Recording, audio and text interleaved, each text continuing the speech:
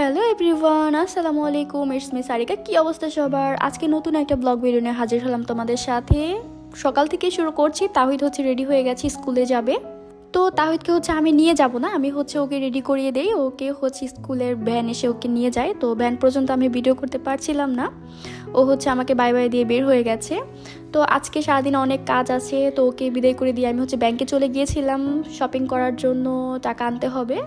শুধু টাকা তোলাই না, বিভিন্ন কাজও রয়েছে। তো পাসপোর্ট অফিস থেকে পাসপোর্ট আনতে হবে। আলহামদুলিল্লাহ আমার পাসপোর্টটা আমি পেয়ে গেছি। এখন বাচ্চাদেরগুলো বাকি আছে। তো দেখা যাক আল্লাহ কবে বাচ্চাদেরগুলো দিয়ে দেয়।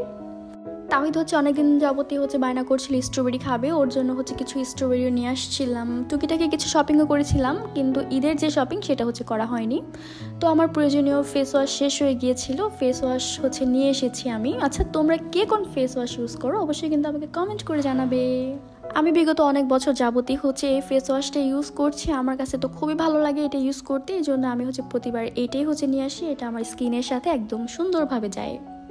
আচ্ছা, তোমরা কি ঈদের শপিং করেছো? আমি কিন্তু এখন ঈদের শপিং করিনি, কিন্তু করব খুব শীঘ্রই।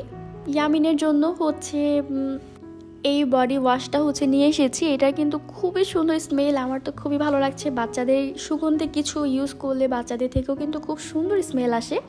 আর সেটা কিন্তু আমার বা যারা মা আছে সবারই ভালো লাগে। এটা গান শুনে তো আমি একদমই ফিদা হয়ে গেছি। আমার তো খুবই ভালো লাগছে। এই তো ইয়ামিনকে গোসল শেষে একটু রেডি করে দিচ্ছিলাম। ভিডিও করবে না, কারণ ও খুবই অসুস্থ। ওকে ওষুধ খাওয়ানোর পরে আমি ওকে একটু ফলের জুস বানিয়ে দিচ্ছিলাম। ও খেতে চায় না একদমই। ওর খাওয়া দাওয়া রুচি, তো এটা দেওয়ার পরেও কিন্তু ও ভালো মতো খায়নি। মানে ওর একদমই খেতে কিছুই ভালো লাগে না। ও আচ্ছা, আরেকটা কথা, আমার ভিডিওগুলো তোমাদের কাছে কেমন লাগে? যদি ভালো লাগে থাকে তাহলে কিন্তু অবশ্যই লাইক কমেন্ট শেয়ার করতে ভুলবে না। রোজা রাখার পরও আমি ফল ভাঙতেছি, তারপর বাচ্চাদেরকে খাওয়াচ্ছি। যারা মা আছে তারাই বুঝবে যে রোজা রেখে বাচ্চাদের খাওয়াতে কতটা কষ্ট। বাচ্চারা কিন্তু একদমই খেতে চায় না, জোর করে তাদেরকে খাইয়ে দিতে হয়। আর যারা বাবা আছে তাদের কত শান্তি, তাদের বাচ্চাদের খাওয়াতে হয় না, গোসল করাতে হয় না, কোলে নিয়ে ঘুম পাড়াতে হয় না। তাদের শান্তি আর শান্তি, তাদের পুরো দুনিয়াটাই কেন জানি শান্তি হয়ে যায়। আচ্ছা যাই হোক, বাবাদের কথা আর কি বলবো, তারাও খুবই পরিশ্রম করে বাচ্চাদের জন্য। এই তো আমি ফলটা ছিলে ফেলেছি, আমি এটাকে জুস বানাবো। এই বেদানাটা কিন্তু আমিও খেতে পারি না। আমার খেলে দাঁত টক হয়ে যায়। তোমরা কারা কারা এই বেদানা পছন্দ করো তারা কিন্তু অবশ্যই আমাকে কমেন্ট করে জানাবে। আর আমার বাচ্চাকে দেওয়ার পরও আমার বাচ্চা অত একটা পছন্দ করেনি, ও একদমই খায়নি। আর যেহেতু ও একটু অসুস্থ, তো অসুস্থ থাকলে তো বাচ্চাদের এমনিতেই রুচিতে প্রবলেম হয়, তো কি করে খাবে, এটাও একটা বড় বিষয়। কিন্তু ও নর্মালি একদমই খেতে পছন্দ করে না।